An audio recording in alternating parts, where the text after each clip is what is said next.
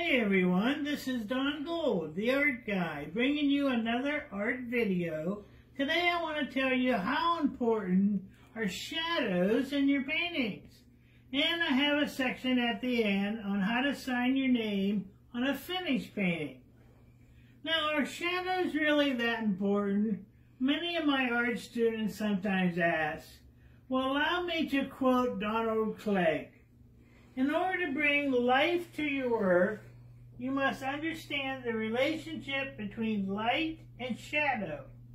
Shadows have a ton of responsibilities. They anchor subjects, illuminate the subject, connect passages, and integrate colors. I say make your shadows work as hard as you do. Shadows can create form and another dimension to your work, adding more vibrant color and character. They connect shapes and make your composition more unified. Shadows should enhance your subject matter while directing the viewer's eye gently around the painting. But what are cast shadows? Shadows created by a direct light source that fall on other surfaces are cast shadows. For example, when you're standing outside in the bright sunlight, the shadow that you see on the ground is your cast shadow. And here's another important question. Should you paint all shadows black? Definitely not. Shadows are generally transparent, not just a plain gray or black. Shadows tend to have a violet base when cast on a white surface. And if the shadow is cast over a colored surface, more often it'll be the same color as the surface, but 3 or 4 values darker. I try to keep my backgrounds and my cast shadows simple. Warm light will cast cool shadows, and cool light will cast warm shadows. Shadows get cooler and lighter as they recede. I want you to note, be careful not to paint your cast shadows too dark. One of my favorites is to paint cool blue shadows of early autumn morning across the contour of the land. These long shadows create the most fantastic patterns. By closely observing shadows, you will become more sensitive to the colors and the temperatures they emit. When you start to enjoy relationships between light and shadows, you will bring your new life to work. What I'd like to do now is analyze the shadows by asking 6 basic questions. Observe the characteristics of the shadows by asking these following questions. Number 1, what is the color of your subject? And what are the surrounding colors? And number 2, what kind of light source exists? Natural or artificial? And number 3 is the light warm or cool? And number 4, what temperature is the shadow? And number 5, are the shadows long with fuzzy edges or short with sharp edges? And number 6, what time of day is it? The answers to these questions will help you paint luminous shadows. The complement of the object's color will be slightly apparent in the cast shadows. Now, let's take a moment and use your imagination. Do you remember as a child lying in front of the living room fire, watching the light from the flickering flames that sent huge shadows leaping and dancing around the walls of the room? Do you remember the shadows of chairs and teacups and potted plants, distorted and elongated, that seemed to turn into monsters, fairies, or witches? Am I the only one with fertile imagination? Well, that same power of suggestion can be used to a great effect in a painting, turning an ordinary image into one that's arresting and mysterious. Hey, listen, why don't we look at some famous artists and their use of shadows? Rembrandt achieved a powerful dramatic mood with his use of deep, luminous shadows that cover most of the subject, and by just leaving telling highlight here and there. And Salvador Dali used very long and disordered shadows to create timeless, dreamlike atmospheres in his painting.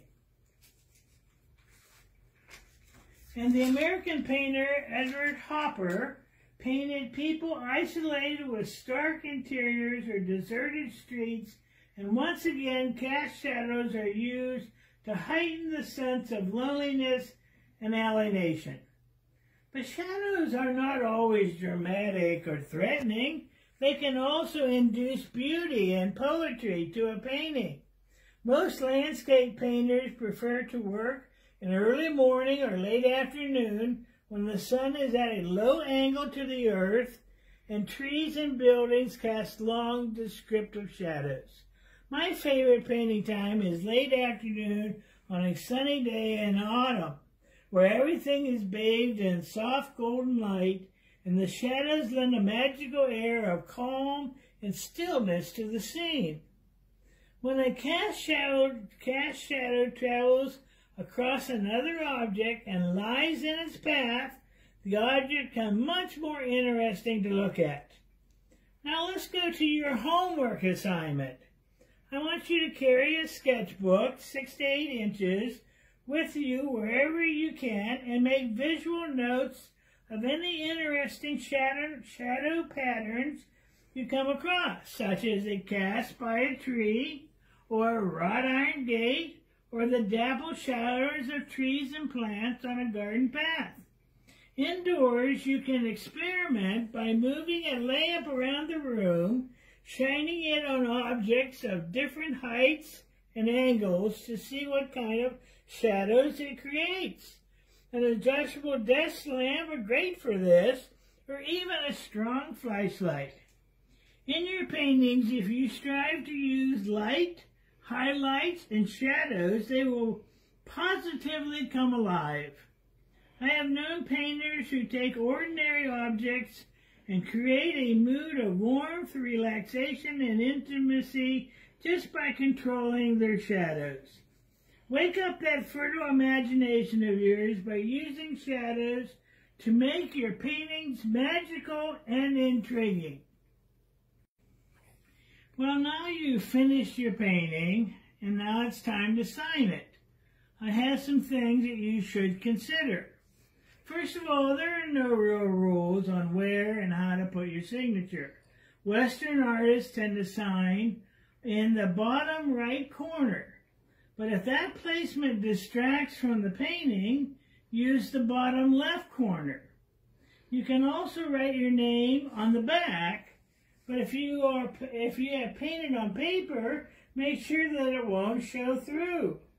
Some artists affix an adhesive label with their signature on the back, but I would advise against that because stickers can be removed. And on the back, you may want to record the title, the date of completion, and the copyright symbol. Now, how do famous artists sign their names? Well, Claude Monet did legible script on each letter. Gustav Klimt signed his name in all caps. Vincent van Gogh only used his first name. And some artists only use their initials. Albrecht Dürer signed with a monogram. The idea is you want the viewer to know your name and how to spell it. Here are some items to consider. Choose a method. First, color. Choose a color that contrasts with your work. I don't do this. I choose a color that I have used on my palette. The tool. A brush with a narrow painted head creates the most legible signature. Paint consistency. Thinning your paint allows for a smoother, faster drying mark. Now, some artists use a pencil, a pen, or a marker to sign. If you use a marker, be sure that it is solvent-based, such as a Sharpie, so that the ink will adhere to the surface of your work. Be aware that in time, though, these marks could smudge, blur, or fade. Finally, decide on the location of your name and keep it consistent. That concludes our talk for today. I hope you're going to use more shadows to intensify your paintings, and you will remove the confusion of where to sign. See you next time.